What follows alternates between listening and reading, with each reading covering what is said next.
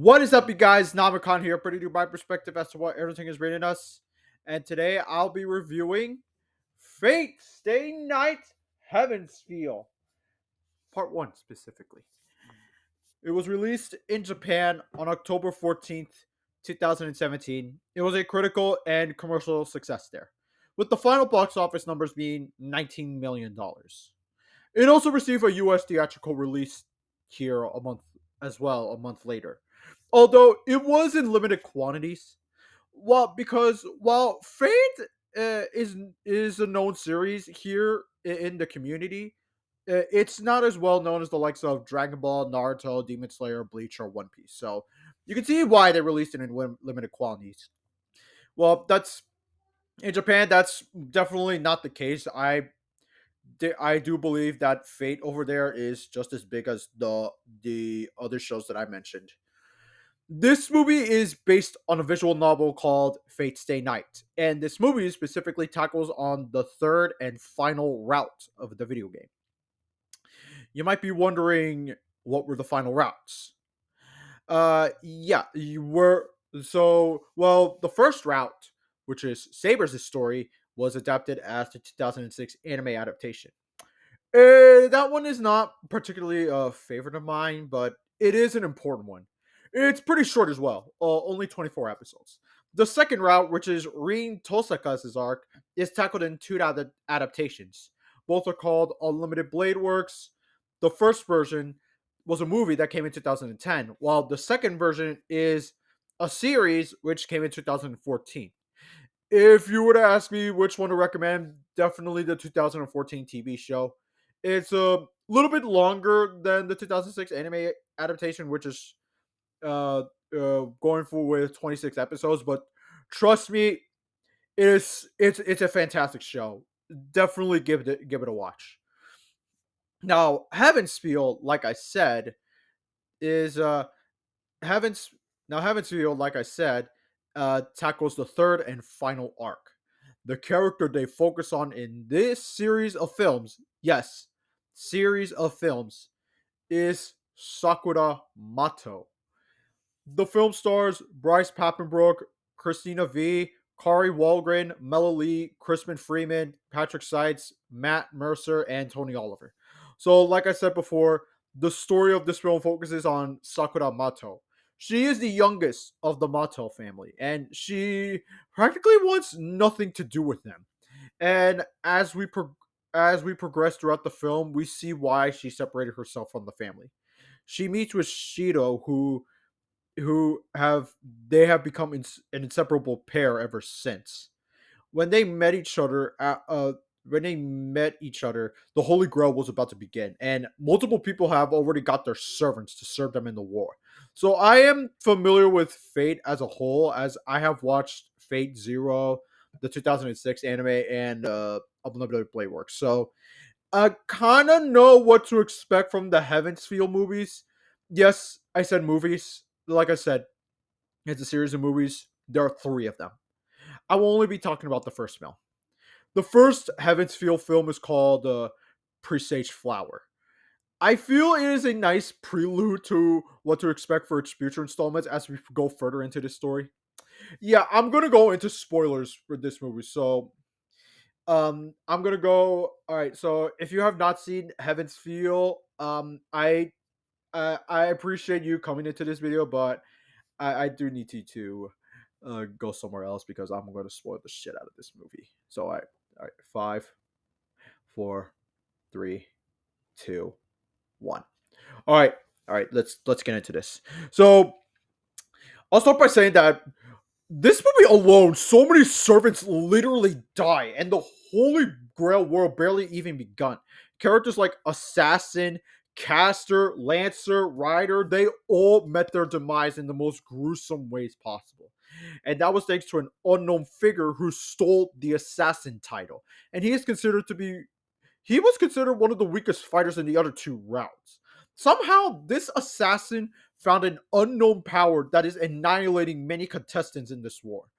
Shido is still the same dude that I know and love, sticking to his ideals on what it means to be a hero and bringing people to justice. Sakura is the main girl in this movie. She was completely sidelined in the first two routes. Not this time. This time, it is her time to shine. And not only do we see more of her, we also get to see more of the Mato family and how absolutely shambolic they are as a family. And the one member of the Mato family I want to specifically talk about is Shinji. We do see some snippets on how much of a senile dude Shinji is. This we see him in his true form. We see how much he treats Sakura and how much he treats his servants, which was he was using Ryder. And during the battle between Ryder and Saber, it was a one-sided match. Saber defeated Ryder in one fell swoop, and Shinji was not having it. He could not take the loss, and he fell in despair because the Mato family is known to be a is well known to be a pretty big deal in this tournament. They the family are like no are like pretty famous magicians. Their magic is like world class. So seeing Shinji fail in like one fell swoop, it's seen as disgraceful to the Mato family.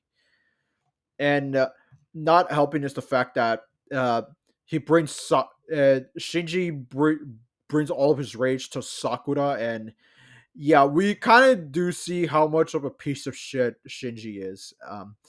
Yeah, I don't, I fuck, yeah, so fuck Shinji. All my fucking homies hate Shinji.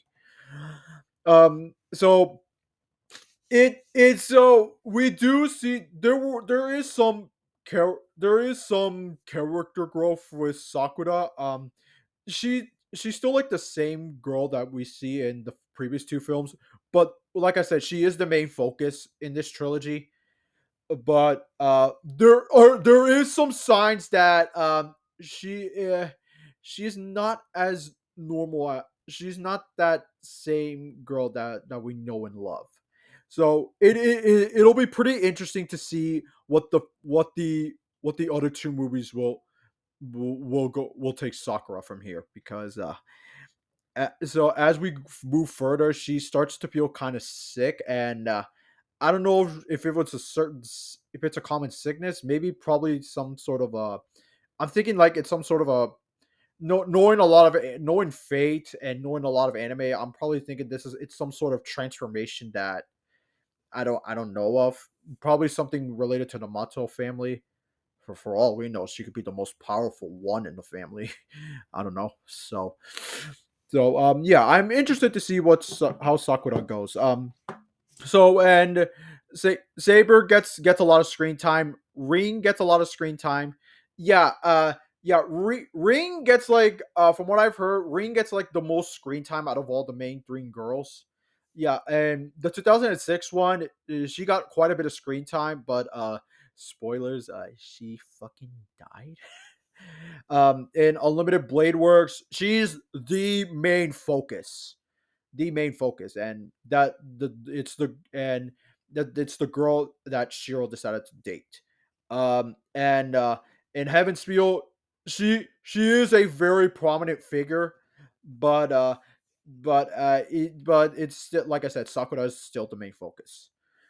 So it is interesting to see how it goes. Oh yeah, I want to talk about the story is pretty good, but I do want to see how well it stands how well it stands out compared to the other two movies. So, before I end this video, I want to say that the animation, um, it's ufotable. It's an expectation. It's a standard to see. It's a standard to see for ufotable to cook on the animation, and boy oh boy, they cook so fucking hard. The animation is absolutely outstanding. The background, the designs, cinematography. It's beautiful, beautiful, beautiful to look at, and along with the action sequences looking so fucking crisp. This is literally, it's, I don't understand. It, they probably it was. I would say it probably looks kind of better than the Unlimited Blade Works anime. I would say, because since it's a movie, it they were probably given like a slightly bigger budget. But yeah, this, it looks amazing. Yeah, the fight sequences, they're absolute, like I said, they look absolutely incredible. The music is fantastic as well. Sometimes it's bright, sometimes it's sometimes it's bright, and sometimes the music goes bright, and most of the time it is dark, depressing, and moody. It most likely sets the tone for what how where the story progresses, because from what I have told, Heaven's is the darkest one in out of all the three routes. So it is interesting to see how it goes. So so as far as I know, Heaven's Feel is a pretty, is a good movie. I would say it is a good movie too, and it does, and it will set the tone to how the first two movies go. I am looking forward to see how the other two movies go, and yeah, I would say Heaven's Feel gets a 7 out of 10. I would say I like the story. The animation is fantastic. The music is great. The action sequences are, they're so fucking good, man. And I like the characters. I know who they are, so I kind of know what to expect. But I am very interested to see how they develop Sakura and the rest of the Mato family. So yeah, for those that have seen the Heaven's Field trilogy, did you like it? Did you hate it? Let me know in the comments down below. Make sure to subscribe to my channel if you haven't, and if you want to, you can also follow my Instagram, Backlog, and Letterboxd, also down in the description down below. Oh yeah, if you want to watch Heaven's Feel, it's apparently it's on Crunchyroll. I don't know if it's, I don't know if it's just subbed or they release, or the dub version is there as well. But if you want to, but I think it's also on Hulu as well. But I could be wrong on that. So if you want to, if you want to watch Heaven's Feel, go watch it on Crunchyroll, because yeah, they released it this year apparently. Yeah, finding a way to watch it was pretty difficult for a while, which is crazy, and a shambolic decision by Aniplex. So yeah, so yeah, Heaven's Feel, go check it out. Go check it out if you're a Fate fan and you somehow not watched this yet, yeah, please do so. Yeah, please do so. Go, please check this out. Yeah, it's a really good movie. Yeah, the first, just the first part specifically, just it's a very good movie. So anyway, out of the way, this is Namicon. I'll see you next time.